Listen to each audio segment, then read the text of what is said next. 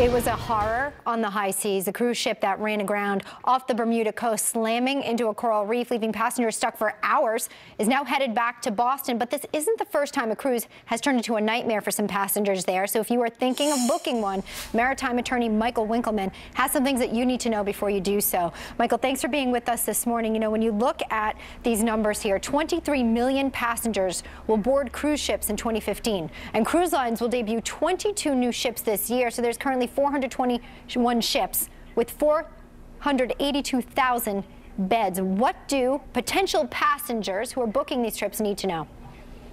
Well, they need to know a lot, but first, nice to see you, Elizabeth. I think the very first thing that families need to know when booking a cruise, in particular this summer, is there are no lifeguards on the vast majority of cruise ships.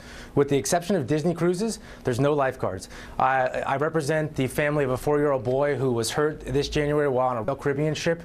Thank God he's doing really well, but he almost drowned. So I think this is a little-known fact, and I think it's very important that families do everything they can to keep their kids safe. The second thing I would recommend is, go ahead. Sure. No, go ahead. What's the second thing? Number 2, buy the travel insurance. I think it's a small price to pay for a heck of a lot of peace of mind. In any type of an emergency situation where there's going to be big bills, big travel expenses, it's there to help you, so I would highly recommend that. If you don't have that insurance and something like this has happened or does happen to you, what are your rights as a passenger?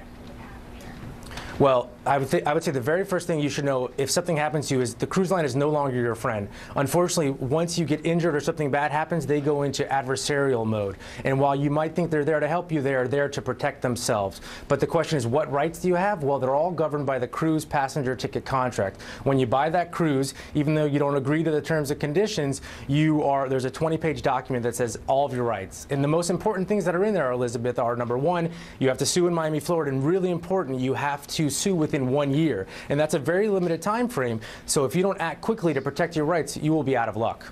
1 year, you say, is the time limit in which you have to do that. That is incredible. You know, with the number of people about to embark, this message today is invaluable. Thank you so much, Michael Winkleman, Maritime attorney, for joining us at Fox & Friends. My pleasure.